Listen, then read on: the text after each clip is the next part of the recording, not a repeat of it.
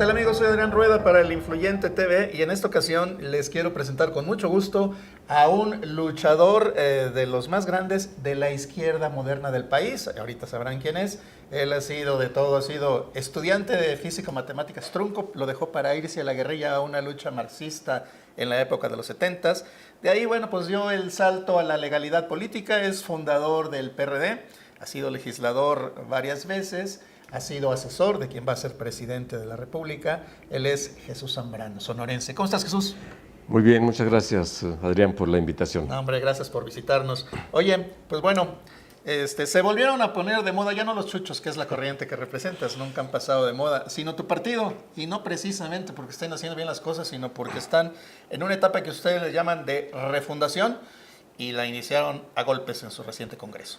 Más bien se desarrolló efectivamente en un ambiente nada grato, porque estamos planteando la necesidad, y salió adelante esta propuesta por una gran mayoría de 2-1 de los delegados del Congreso, planteando una transformación profunda del PRD, convencido de que así como llegamos a estas elecciones pasadas, el PRD no puede seguir, no tiene futuro, hay que reencontrarnos con los orígenes, con el camino de nuestro compromiso con las causas de la gente y dejar atrás este escenario que efectivamente nos da muy mala, pésima imagen de las luchas hasta ahora, como lo vimos, que ya hacía tiempo, por cierto, que no pasaba, de actos violentos en el partido, pero que una minoría de compañeros que no quieren cambios son los que propiciaron que esto se diera, y fue lo que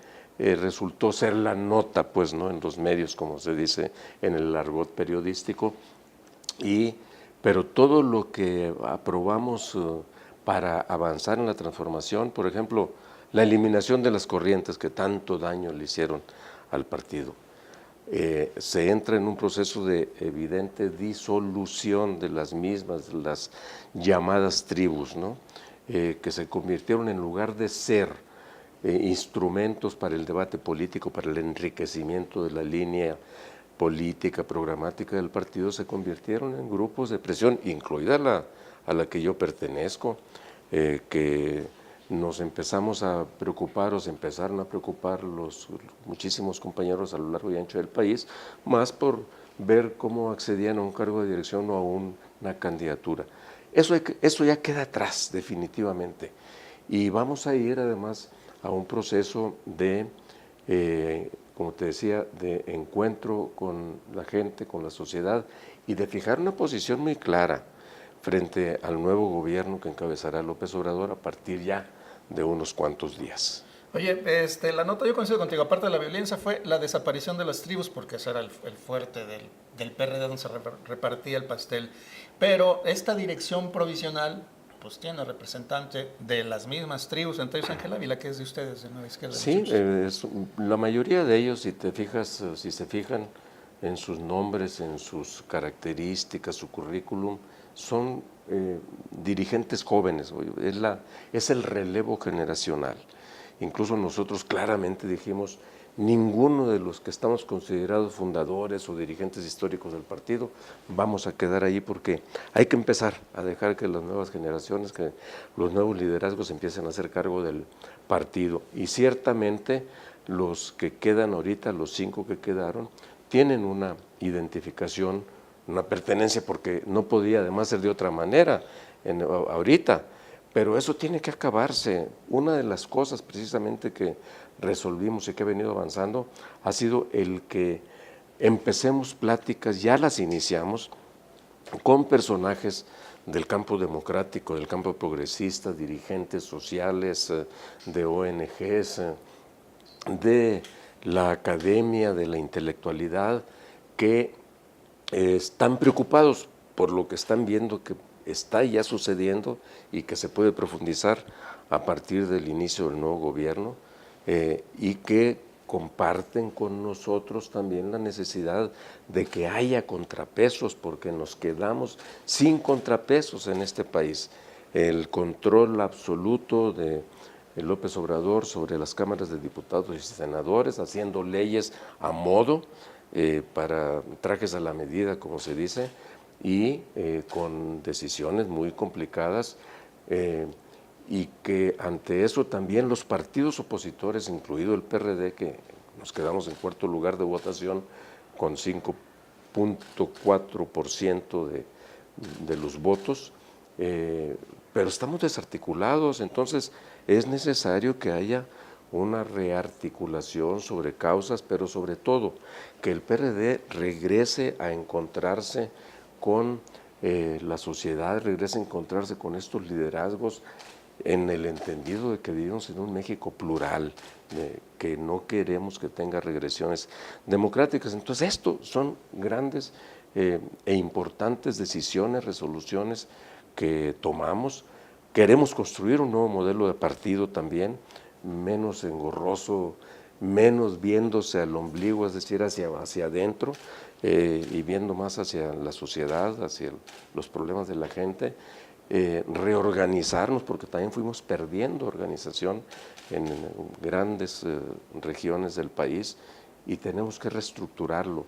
Entonces vamos a tener en ese sentido en el mes de marzo un Congreso Nacional, y luego en el mes de abril, a finales del mes de abril, vamos a tener elecciones para que allí, con lo que venga, resulte de este proceso de transformación, pero también de la posibilidad de que arriben al PRD personajes que le den una nueva vida, que le den nueva vitalidad, que le den una nueva visión. Sobre todo queremos que haya muchos jóvenes, que haya muchos intelectuales, que haya gente diversa de la sociedad, que asuman que el México en el que vivimos tiene que ser tratado de otra manera por los partidos políticos. Ciertamente hay quienes le han dado, no es la primera vez, los óleos al PRD, le han declarado su muerte, nos han sepultado muchas veces y seguimos vivos, no nos estamos muriendo, no estamos en agonía y no nos vamos a morir, Adrián, en verdad.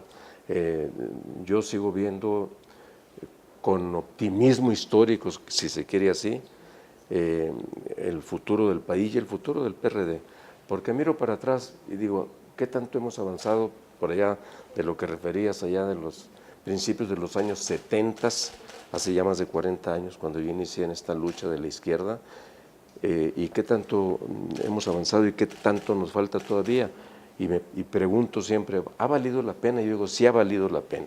Entre otras cosas, que voces críticas como la tuya, la de ustedes, libertad de expresión, de comunicación, la apertura en redes sociales, todo eso no existía en aquel entonces. En aquel entonces tú eras una voz crítica o te miraban distribuyendo algún volante que se considerara de propaganda, o si escribías en un medio, el medio te publicaba una actitud, visión crítica sobre el presidente de la República, y al otro día el periódico cerraba, porque el control del papel, la venta del papel, lo tenía el gobierno. Entonces, todo eso afortunadamente ya cambió. Y hay que seguir viendo para adelante con optimismo la vida del país, y el PRD tiene que ser parte, tiene que formar parte de eso. No nacimos ayer y no nos vamos a morir mañana. Oye, a ver, hasta donde, esa es una conjetura mía, están bebesaurios, porque son de ustedes, están llevando adelante esta transformación, pero con miras a que se abra la sociedad a otros líderes no necesariamente identificados, sobre todo que no hay corrientes. Pero a ver, yo te hago una pregunta, a ti para no meter a nadie que te tengo aquí. A ver, tú ya no vas a estar ahí. ¿Qué va a hacer Jesús Zambrano? ¿Vas a desaparecer o qué, si es que vas a dar a liderazgos nuevos? ¿Qué van a hacer los líderes de corrientes históricas que ahorita se retiraron? En primer lugar, las corrientes tienen que irse diluyendo y tienen que desaparecer, y no serán mecanismos de acceso a cargos directivos o a candidaturas. El mérito, lo que le llaman la meritocracia, por el valor de quienes juegan un papel, por su calidad, por su compromiso con luchas, por su capacidad intelectual, etcétera. Eso es lo que debe contar, y no si perteneces o no perteneces a una determinada corriente.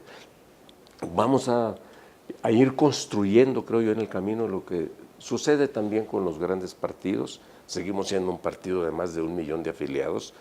Votó por nosotros 3 millones de personas, votaron 3 millones de personas en la pasada elección, no es poca cosa. algunos perdieron el registro, por cierto, porque no tuvieron el 3%. Bueno, y entonces nosotros tenemos que ir formando tendencias en función de ideas, de propuestas, de compromisos, de causas, no de intereses para acceder a tal grupo. ¿Qué voy a hacer yo? Yo voy a estar ayudando en lo que pueda, opinando. Allí está lo que, como una necesidad, el que los nuevos liderazgos empiecen a tomar la estafeta y nosotros aportar lo que de experiencia hemos acumulado cuando nos la pidan, pero no vamos a estar al frente ni queremos ser parte activa de eso, así, visible, etc. No quiere decir que no van a acceder a un cargo de elección popular, pero no como tribu. No necesariamente sí o no, eso sí, se dependerá. pues sí, ya dependerá. Mira, dentro de unos cuantos años este país te aseguro que va a ser muy diferente, por muchas cosas. Esperemos que para bien, ¿eh? Ahorita entramos a esa parte que ya viene pronto. De acuerdo. Oye, supongo que este cambio que es muy drástico generó resistencias al interior. Dicen que en este Congreso los que realmente reventaron o intentaron reventar la sesión fueron la gente de IDN, de René Bejarano. Así es, ellos encabezaron en realidad esta pretensión de reventar el Congreso. Lo lograron el primer día porque no permitieron que los trabajos se desarrollaran como tenía que haberse hecho. Pidieron una votación para ver cómo se iban a decidir los cambios estatutarios. Se votó y era arrolladora la votación en favor de decir vamos a hacer los cambios por mayoría. Ellos pedían votaciones calificadas de determinado porcentaje. La mayoría dijo van a ser por mayoría. Nunca para modificar un estatuto, por cierto, en el PRD se había utilizado una mayoría calificada. Entonces, exigieron, tomaron la tribuna, provocaron violencia, golpearon compañeros, tiraron sillas. Fueron ellos los que ahora dicen que nosotros fuimos los culpables. No, fueron ellos.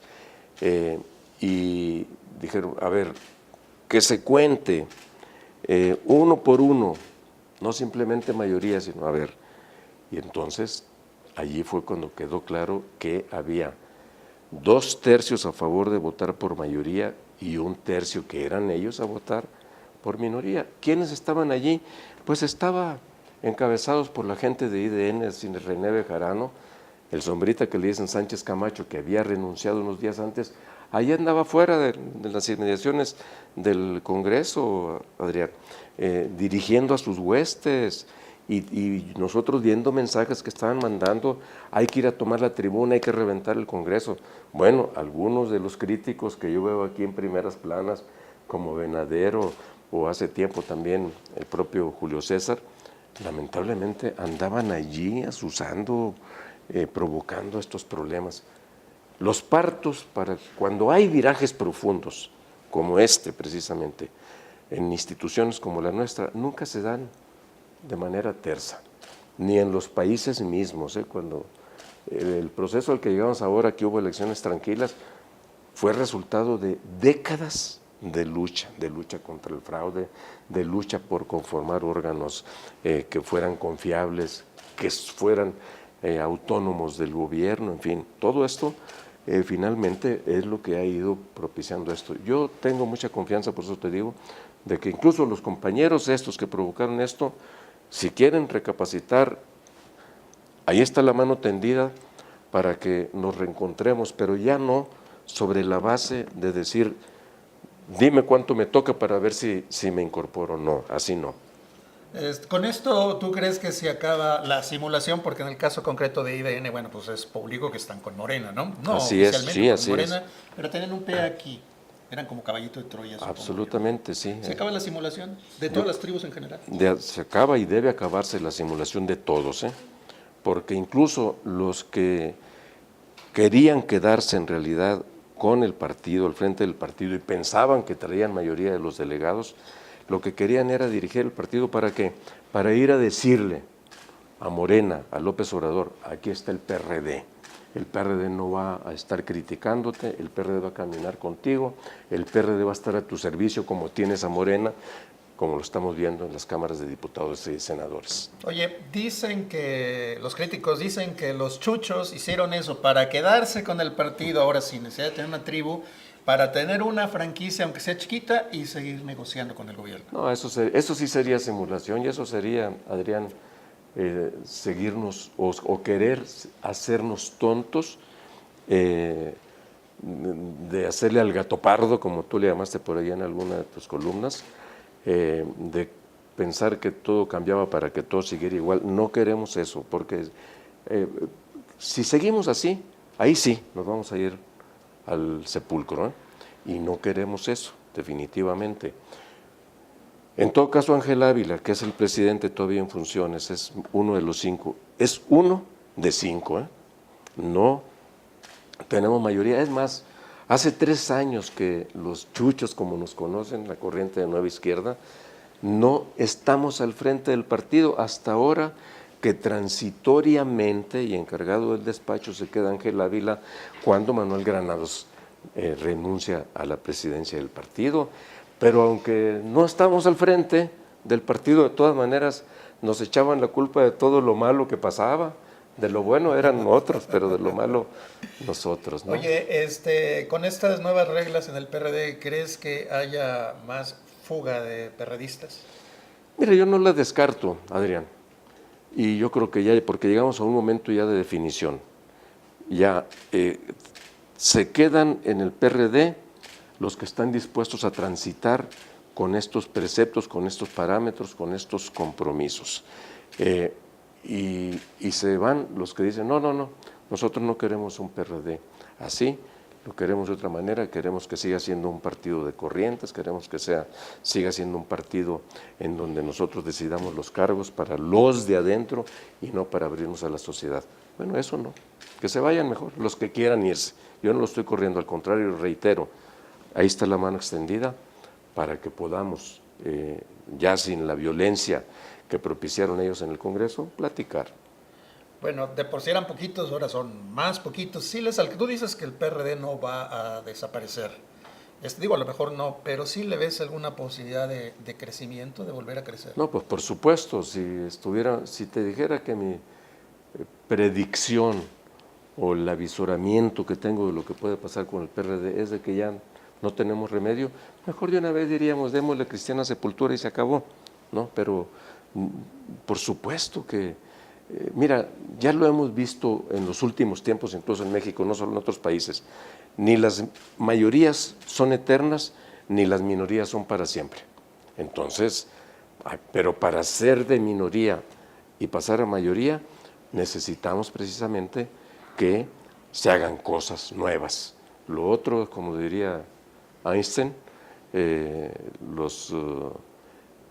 ¿cómo decía él? Las torpezas o las tonterías, es seguir pensando que vas a tener resultados diferentes cuando sigues haciendo las cosas de igual manera. Tú citas a Einstein porque eres físico matemático, deberías de citar a Maquiavelo, que bueno, es un genio de la política, por cierto, Maquiavelo, pero no solo vinculado por cierto, a las grillas, ¿no? A las cosas oscuras, negativas, sino que fijó un conjunto de reglas de la política que no se habían sistematizado en aquel entonces, a principios de 1500. Oye, tu corriente, bueno, digamos ahora excorriente, extribu, tenía fama, decían ustedes, de una izquierda negociadora, abierta, pero hacia adentro los llamaban de que se vendían, de que se vendieron con Peña Nieto y que eso fue lo que les vino abajo por aquello del Pacto por México, que tú fuiste de los impulsores. Así es, pero eso es una falsedad también. Yo he sabido precisamente de estas acusaciones de que nosotros nos vendimos, de que nos dieron quién sabe cuántos millones de dólares por lo del Pacto por México. Absolutamente falso. Y te aseguro que jamás podrán probar eso porque no hubo nada de eso. Nuestro compromiso para avanzar en lo que se conoció como el Pacto por México fue el reconocer que ninguna fuerza por separado podría hacer las grandes transformaciones, reformas que el país necesitaba en ese momento y que solamente uniendo voluntades sobre la base de ponernos de acuerdo en plataformas comunes podríamos lograr estos cambios, estas transformaciones.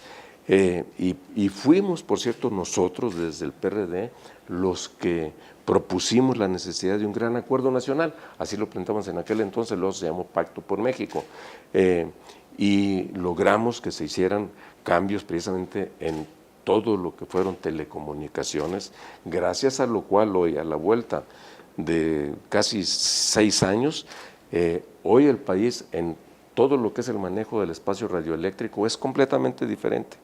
El internet, las redes, todo eso ha tenido un enorme desarrollo, incluyendo medios como este en el que hoy estamos. Si no, no hubiera sucedido eso y siguiera, si de por sí es enorme el poder del duopolio televisivo, como se le llama, seguiría siendo peor ahorita que lo que hoy es. Por fortuna hay otros canales de televisión. Lo de educación, sí o no se requería, se requiere, sigue siendo una necesidad el que se avance en mejorar la calidad de la educación. Pues claro que sí. Uno de los problemas que había, por supuesto, eran los cacicazgos. Ya sabemos la suerte del Bester Gordillo, cómo entró a la cárcel, acusada de un manejo indebido de los recursos del CENTE, del Sindicato de los Maestros, y cómo ahora sale y Ya se regresó, ¿no? ya se regresó, va por el control del CENTE. ¿Y para qué? Para seguir controlando la educación. El Bester era la que controlaba la Secretaría de Educación Pública. Bueno, entonces, ¿qué había que hacer? Fíjate nomás, empezando en educación, por conocer cuántas escuelas verdaderamente teníamos. ¿No se sabía eso? No se sabía. No, estaba cañón. ¿Cuántos maestros estaban al frente del aula? Y resultó que había cientos de miles de maestros que no estaban al frente del aula, que seguían cobrando, que estaban comisionados por los del CENTE o por los radicales de la CENTE, todos ellos manejando sus cuotas. Y entonces, ¿en dónde estaba la educación de los niños? Cada vez que querían hacían paros, huelgas de meses, y la educación de los niños que nunca se puso en el centro por ninguno de ellos, todo eso. Y por lo tanto también la evaluación y la capacitación magisterial era una necesidad, el Instituto Nacional para la Evaluación de la Educación, en fin, todo eso que surgió de allí, que por cierto es lo que provocó por una mala aplicación de esta reforma educativa, lo que provocó muchas de las protestas, porque no se aterrizó como se había diseñado, se había pensado, y generó muchas movilizaciones.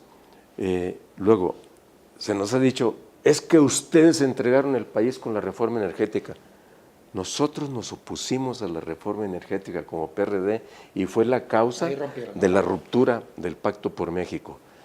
Yo personalmente se le debía decir a Peña como presidente del PRD en ese momento, presidente, si ustedes avanzan en sacar esa reforma energética privatizadora, el pacto va a tronar, el PRD se va a salir. Y todo lo que significaba el valor político, social, ideológico que tenía nuestra presencia aquí en el pacto, se va a venir para abajo, y parecía que le cayó la maldición, porque luego a los meses se vino lo de igual a Ayotzinapa, lo de la Casita Blanca, y ahí empezó la triste historia a mitad de casi el inicio del sexenio, de todo lo que sería su sexenio. Entonces, la importancia de todas las reformas del pacto, de carácter social, la ampliación de derechos humanos, de libertades, la reforma misma de la Ciudad de México, entre muchas otras cosas que ahora han permitido una pluralización del manejo de los gobiernos delegacionales, ahora alcaldías, todo eso fue resultado del Pacto por México.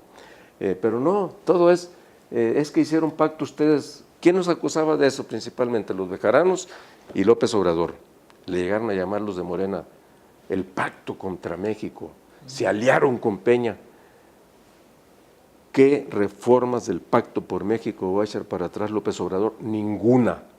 Ni la educativa. Ni la educativa. La educativa la van a modificar unos pedacitos a lo que es el servicio profesional docente para la evaluación, cosa que nosotros compartimos, que así suceda, pero ninguna otra va a echarla para atrás, ni siquiera la energética la van a echar para atrás. Entonces, ¿Y qué es lo que está haciendo ahora Peña? Pues hizo un pacto con, digo, López Obrador, ¿qué está haciendo? Un pacto con Peña. O sea, de todo lo que nos acusó a nosotros, ahora resulta que él lo está haciendo.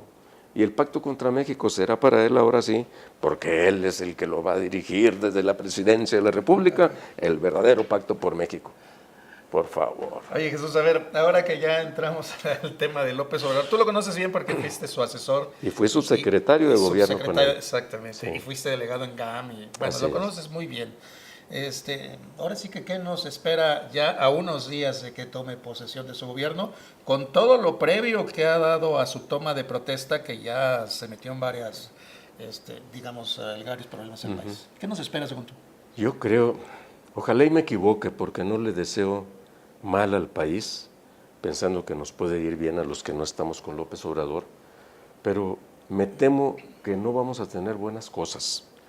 Vamos a tener un gobierno de muchos claroscuros, más oscuros que claros, en donde algunas decisiones, sobre todo de carácter social, no para resolver el problema de fondo de la causa de la pobreza, de la causa de del crecimiento, de la separación de las clases sociales, de las brechas sociales, sino de control político, de control corporativo, con dádivas, con programas sociales, becas para todo mundo, a ver de dónde va a sacar el dinero.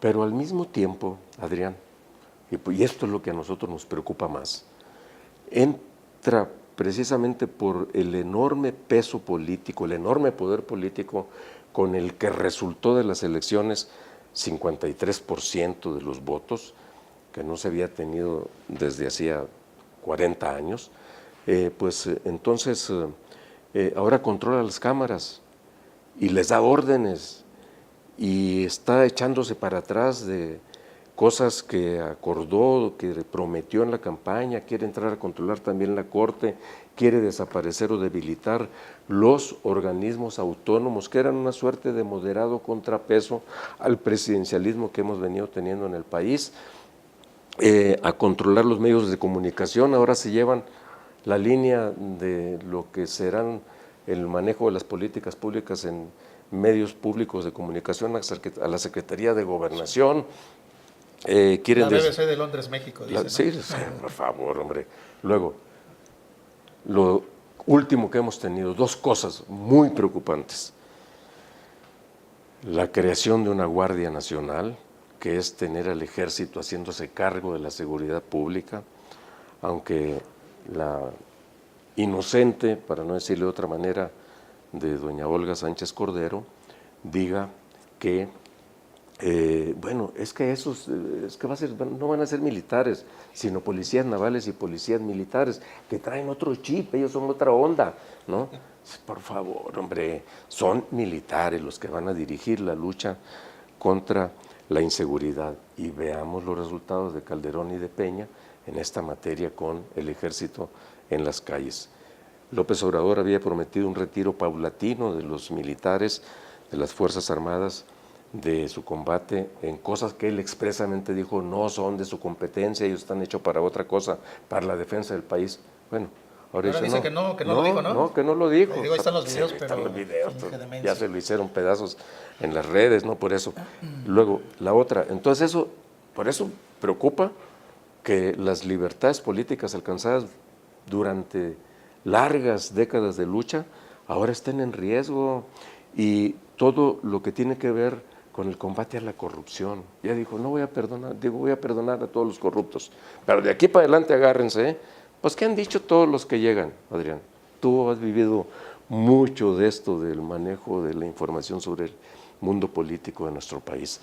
Pues el que llega y dice, se acabó, y mete a la cárcel 2, 3, y luego todo sigue igual. Bueno, ni siquiera a alguien a la cárcel, sino aliándose en los hechos con lo más corrupto, haciendo licitaciones, más bien queriendo echar obras sin licitaciones, con asignaciones directas, sí. E incluso simulando consultas populares. Vamos a preguntarle a la gente este fin de semana, el Tren Maya y otros 8 programas sociales y quién sabe qué cosas más.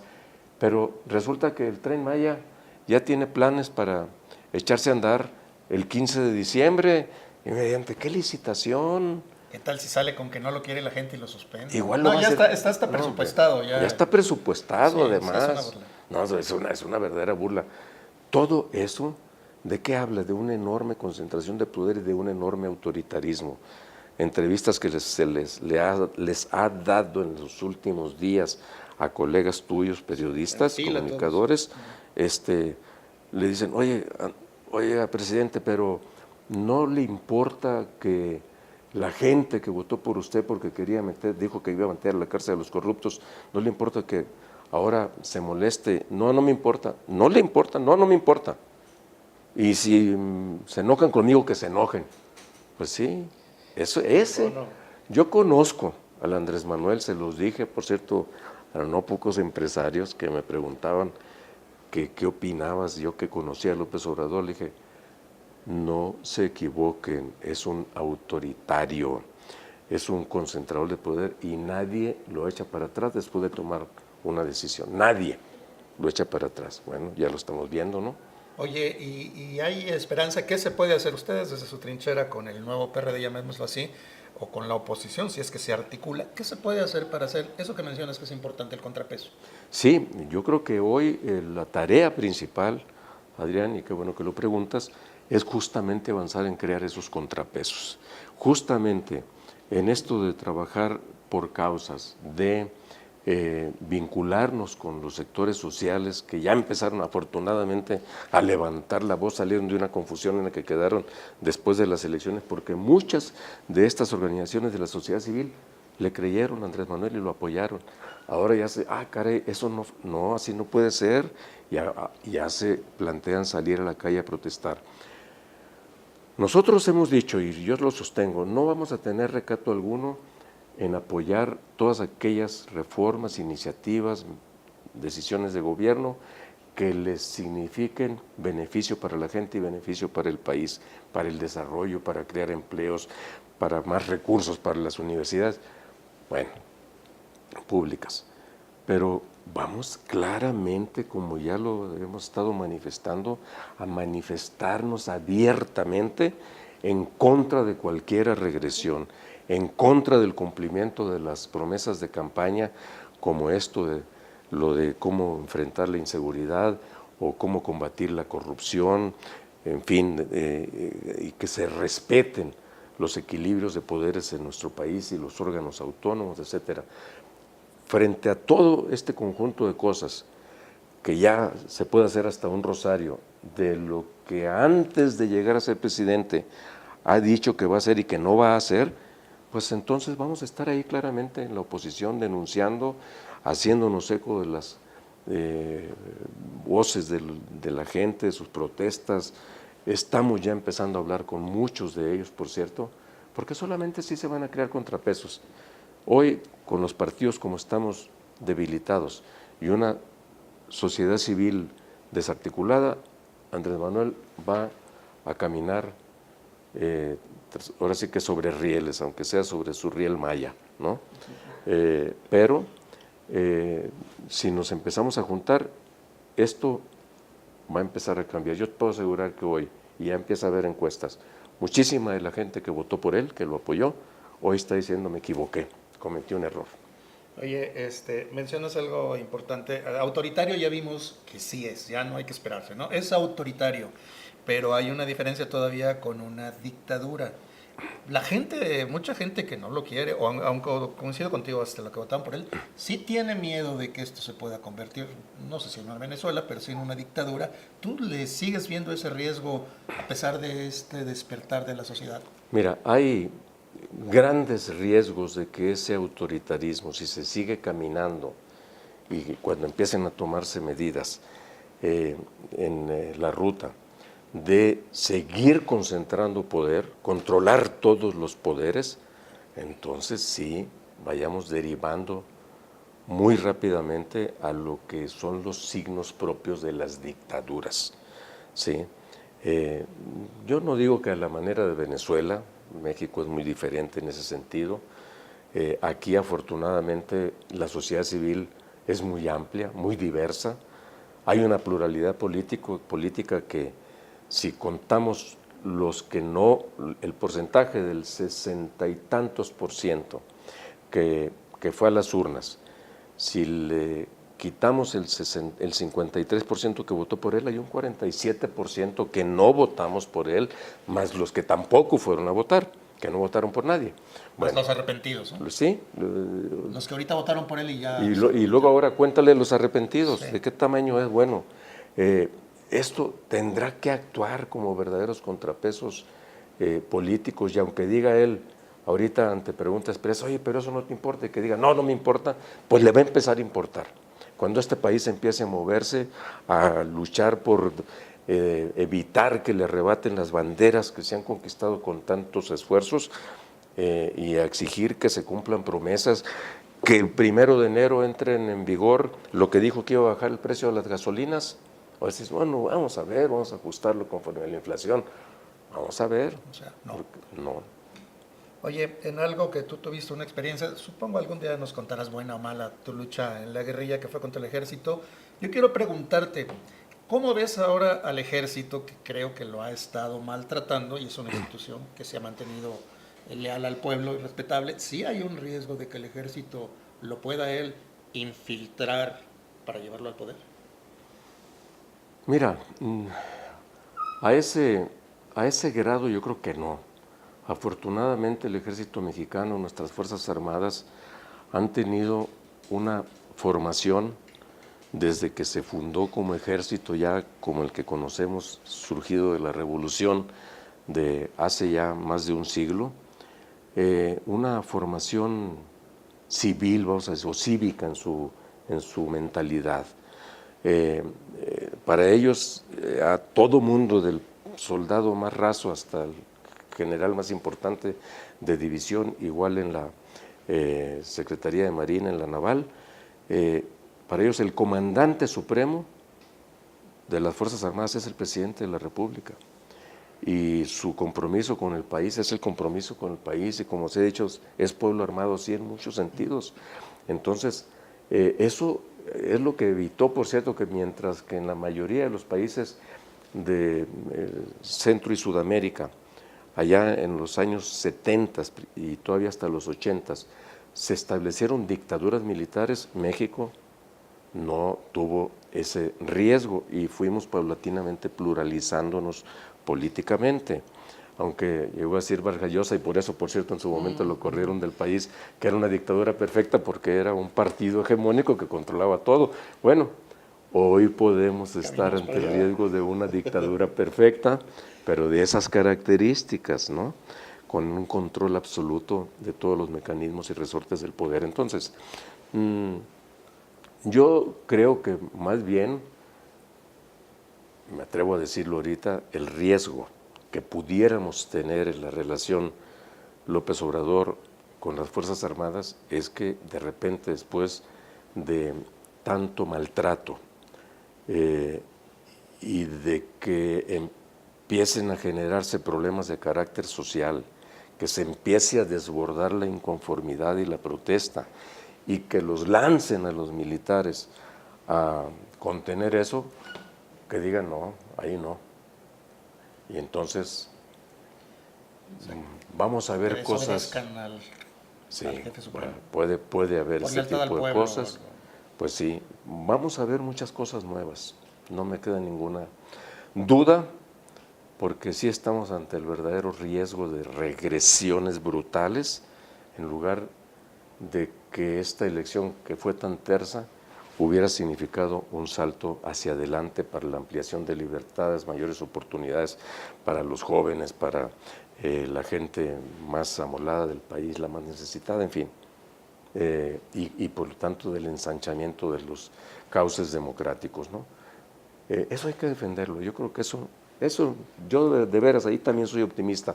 No lo va a echar para atrás Andrés Manuel. Fíjate que lo has estado tocando. Yo quería hacerte desde hace rato la pregunta muy concreta. Las causas por las que tú mencionaste, de lo que fue tu lucha armada en la guerrilla y luego tu lucha política en la oposición a la izquierda, todas las conquistas de las que has hablado, sí están en riesgo de que se pierdan con este gobierno? Yo te diría que en lo fundamental estamos ante ese riesgo, a lo mejor no con un regreso allá, a lo que teníamos a finales de los 60s, con la masacre de Tlatelolco, en los 70s con lo del 10 de junio, con centenares de muertos en ambos casos, genocidios verdaderos, control pleno, porque ya también, aunque luego de repente ahí algunos empresarios son medio gachones, pero los empresarios ya tienen más libertad para manejarse, los medios de comunicación, los comunicadores, aunque les diga fifís y corazoncitos y lo que sea, pues tienen mucha más libertad. Cuando los pueblos, Adrián, conocen el sabor de lo bueno y la parte sustancial de lo bueno en un pueblo son sus libertades y sus derechos, para que se los quiten va a ser muy difícil, muy complicado. Oye, Jesús, pues podríamos hablar mucho tiempo, pero a mí me gustaría, si quieres cerrar con algo que no te ha preguntado, o lo que tú piensas, sobre todo ante la cercanía de un monstruo que además ustedes ayudaron a crear, que fue López Obrador, que lo apoyaron en su momento, ¿algún mensaje final que quieras dar? Pues mira, yo digo que hay que seguir viendo con optimismo al país, que debemos seguir teniendo la esperanza de que sí podemos construir un México que no esté ante el riesgo o la realidad, hoy lo estoy viendo como riesgo, la realidad de las regresiones y cancelación de libertades y derechos adquiridos, que estemos ante la posibilidad de un verdadero combate a la corrupción. Ahí vamos a estar nosotros, esa es la esencia de nuestra lucha, de nuestras causas, del compromiso con la gente, que lamentablemente se perdieron muchas de ellas en el camino. Hay que recuperarlas y que tengan por seguro que jóvenes que se incorporen a este esfuerzo van a tener las puertas abiertas, que mucha gente que sigue pensando que debemos seguir caminando hacia la construcción México diferente, ahí vamos a estar nosotros caminando junto con ellos. Por cierto, porque lo han dicho, oye, que tú estás por desaparecer el PRD, no. Para mí, porque dice, es que si vas con otros o si van con otros y se abren con otros, a lo mejor les plantean cambiar el nombre. Vamos haciendo estudios de opinión. Si nos conviene seguirnos manteniendo, porque la gente opina que hay que mantener al PRD como opción de una izquierda democrática y responsable, así, si no, cambiarle de nombre para mí, eso es secundario desde la perspectiva de que lo más importante es la esencia de nuestra lucha, de nuestros compromisos con el país y desde luego con la gente. Oye, espérame antes de que te vaya. Oye, Víctor, pásame el Nenuco, ¿no? A ver, ¿te dolió en especial, el periódico del Nenuco, te dolió en especial que algunos hayan despotricado contra el PRI? En especial Julio César Moreno, que además cuando estaba en tu gobierno lo hicieron presidente, sí, con el PRD, presidente de la Cámara de Diputados. A ver, el Nenuco, que dicen que es, o era, como tu hijo, dijo que los Chuchos y Serrano son culpables del fracaso. Fíjate, por supuesto que me dolió en lo personal y en lo político también, Adrián, porque como lo decía hace rato, tenemos 3 años que no estamos al frente del partido. Nosotros no manejamos la elección de la Ciudad de México, absolutamente la manejaron otros, que ahora salen como los críticos, ¿no? Y él fue parte de ese equipo que estuvo allí. Yo le sigo teniendo un aprecio personal a Julio, aunque no me menciona él expresamente, pero pues los chuchos hablan, sí, pero habla de los chuchos y ahí nos involucra a todos, ¿no? El nombre de los chuchos viene precisamente de ahí, Ortega y Zambrano. Sí. Pero mira, yo creo que el personalizar responsabilidades no ayuda mucho. Hagámonos cargo de los fenómenos políticos, partidarios, culturales que ayudamos a crear, que dejamos que se fueran fortaleciendo. Y ataquemos las causas de todo esto que nos llevó a tener estas derrotas incluida, por supuesto, quizá la más dolorosa, la de la pérdida de la Ciudad de México. Eso ahora van a decir que es culpa de los chuchos también, cuando ni siquiera hemos gobernado, hemos participado escasamente en algunas posiciones dentro del gobierno. Ya están como la culpa la tiene la Jun en el fútbol, todo el mundo le echa la culpa a la selección.